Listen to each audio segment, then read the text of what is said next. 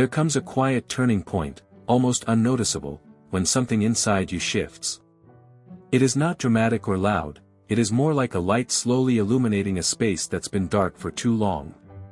You begin to respond differently. You stop apologizing for things that were never your fault. You stop minimizing yourself just to make someone else feel important. And in that calm, hard-earned stillness, you reconnect with who you truly are. But that change doesn't go unnoticed.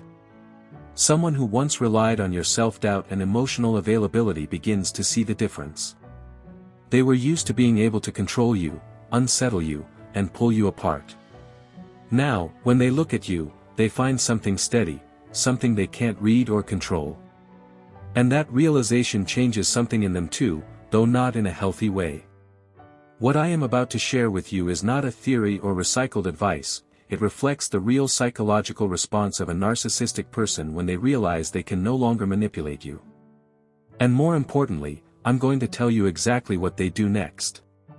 Because there is one final move they make. And if you don't know it is coming, it will catch you completely off guard, even now, even after everything you have survived.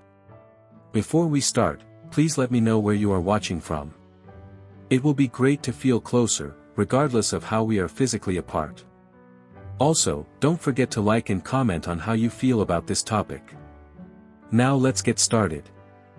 At some point, anyone who has been caught in that kind of dynamic reaches a limit, not a breaking point, but an awakening.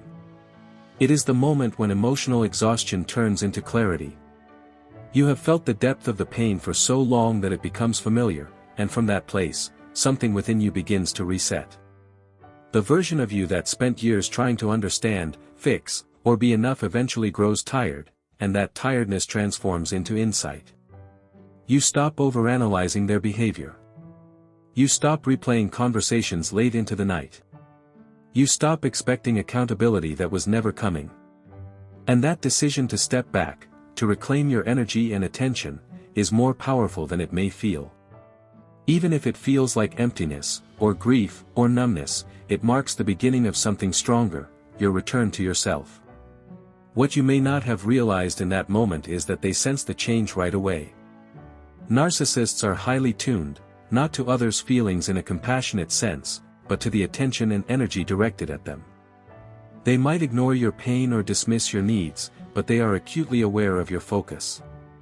What matters to them is whether you are engaged or pulling away. So when your energy begins to fade, when your voice loses its urgency, when you stop chasing, pleading, or over-explaining, they notice. It feels to them like a sudden shift in the atmosphere, something unsettling they can't quite define but instinctively react to. Your growth didn't go unseen. The moment you started reclaiming yourself, something stirred in them, a quiet, underlying panic beneath their composed exterior. Because to them, you were never just a person. You were a source of validation, a reflection, something meant to remain within reach. In their mindset, that supply isn't supposed to leave or become independent. But you did. And that forced them to adapt. They begin watching you from a distance, searching for any weakness, any opening they can still use. When their usual tactics fail, when guilt no longer works, silence no longer pulls you back, and provocations don't trigger a reaction, they change strategies. This is when the final tactic begins. The final tactics don't look like the chaos or cruelty you've already experienced. There's no obvious anger or manipulation. Instead, it appears subtle, even refined, almost like maturity or change. And that's what makes it so dangerous. At this stage, they don't truly transform, they perform one. They carefully present themselves as the person you always hoped they could be. Thoughtful, self-aware, remorseful. They seem to understand your pain and speak in ways that sound like genuine growth. It can feel incredibly convincing, especially because it mirrors everything you once needed from them. This is a more advanced form of what's often called hoovering, but instead of relying on affection or dramatic gestures, it leans on the illusion of personal change. They've been watching you closely, learning your boundaries, your language, what finally pushed you away. And they use that knowledge to craft a version of themselves tailored specifically to you. They may acknowledge past harm, use the language of accountability, and create an environment that feels safe and reassuring. It is not accidental, it is intentional. And because it looks like the very thing you longed for, it can stir hope again. A quiet voice inside might say, maybe this time it is real. That's what makes this stage so compelling, and so important to understand. This is the trick, the final, dirty trick. When it succeeds, it's not because you're lacking strength, but because you're human. You wanted things to heal. You are wired to hope, to believe people can change. That openness, that capacity for trust, is exactly what's being used against you, and now with more precision than ever before. They escalate their effort because, on some level, they sense this is their last chance. If it fails, they lose you for good. So they put everything into this final push. To understand it, you have to look at what's happening internally for them, not in a way that excuses their behavior, but in a way that helps you see clearly and protect yourself. When a narcissist loses control over a person they once controlled, it can trigger something like an identity crisis. You weren't just part of their life, you were part of how they defined themselves. Your attention, admiration, fear, and loyalty all reinforced their sense of who they were. Those elements acted like structural supports in a fragile inner system. When you stepped back, when you found the strength to exist without the chaos, they didn't just lose a relationship, they lost stability in their internal world. Their sense of superiority depends on having others beneath them. Their inflated self-image depends on an audience. And by growing, healing, and refusing to engage the same way, you remove that foundation. Your independence becomes proof of something they struggle to accept, that they aren't as powerful as they believed, that someone can move beyond them and become stronger outside the relationship than within it. That realization isn't just uncomfortable, it threatens their entire sense of self. It touches a deep fear behind the surface, that without the performance, they are not exceptional or untouchable. By leaving with your self-respect intact, you expose that vulnerability. So this final tactic isn't only about pulling you back, it is about restoring their sense of control and reasserting their influence over you.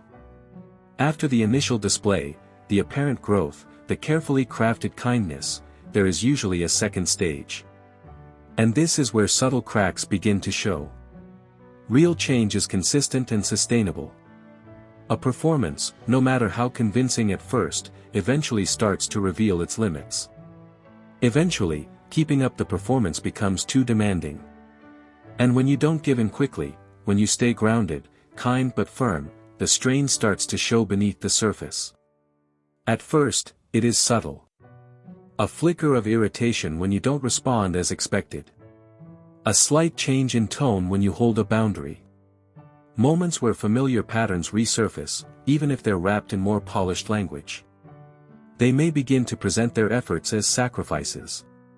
Gradually, they'll suggest that your hesitation is the real issue, that your inability to fully trust them reflects your own wounds rather than their past behavior.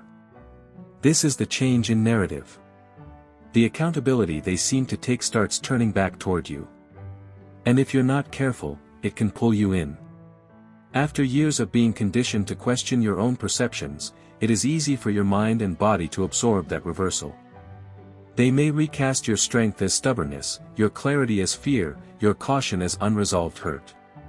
And they will do it so gently, so convincingly, that it can feel like concern rather than manipulation, even as it chips away at the very self-trust you fought to rebuild. Don't allow your hard-earned awareness to be reframed as something broken. That's the core of this final tactic. If they can convince you that your insight is actually damage, they gain a powerful advantage. Your growth gets turned against you. Your healing becomes something to question. And you may find yourself doing something deeply unfair to yourself, trying to justify your own clarity to the very person who once undermined it. There's another layer operating quietly behind all of this, tied to shared history and emotional familiarity. Someone who has been close to you for a long time learns your vulnerabilities, not through genuine care, but through observation. They come to understand where you're most sensitive, what you've longed for, and which words reach you most deeply. That understanding wasn't built on love, it was built on usefulness. And in this final trick, it becomes a weapon. When they say exactly the right thing at the right moment, and it resonates deeply, it can feel like true understanding. But it's not intuition or empathy, it's carefully gathered knowledge being used deliberately. The closeness you once shared, the openness you gave, all of it became information. And in the hands of someone who relates through control rather than care, that information can be used as leverage. When their final attempt starts echoing your own deepest words back to you, when it feels like they finally understand you, that powerful sense of being seen is real. But it isn't coming from them. It's your own inner world being reflected back, not genuine love or insight from their side. And while that feeling of being understood is authentic, its source matters. Responding to this situation with anger, revenge, or dramatic confrontation may feel satisfying in theory, but in reality, it often works against you. Confrontation gives them material to engage with. Drama fuels them. Even justified anger still keeps you emotionally tied in.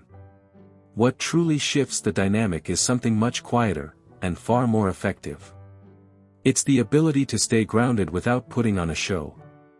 To hold your boundaries so naturally that it doesn't feel like resistance at all, it simply feels like being yourself. Because what truly disrupts their influence isn't anger or distance.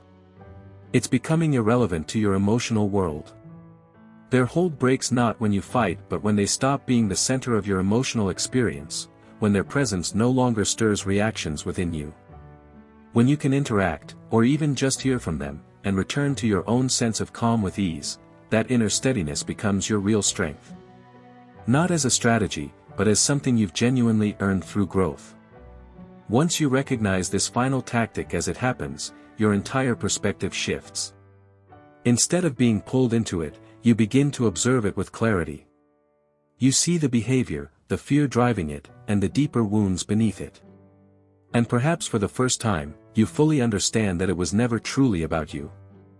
Their actions were never a measure of your value, they reflected their own limitations, their inability to form real connections, their fear of inadequacy, and their lack of capacity for mutual, vulnerable love. Your strength didn't come easily. It came from facing everything, processing it, and continuing forward anyway. It's not the absence of pain, it's what you turned that pain into, insight, resilience, and clarity that only come from enduring and overcoming. They recognize that strength now, but they can't claim it. Their identity is built on appearances, while yours is grounded in something real. And that difference is something they cannot overcome. This final attempt was meant to pull you back, to keep you from stepping fully into a life no longer shaped by their instability.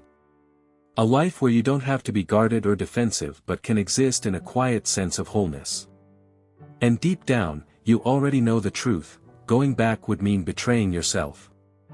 No matter how meaningful the relationship once felt, it isn't worth losing what you've rebuilt.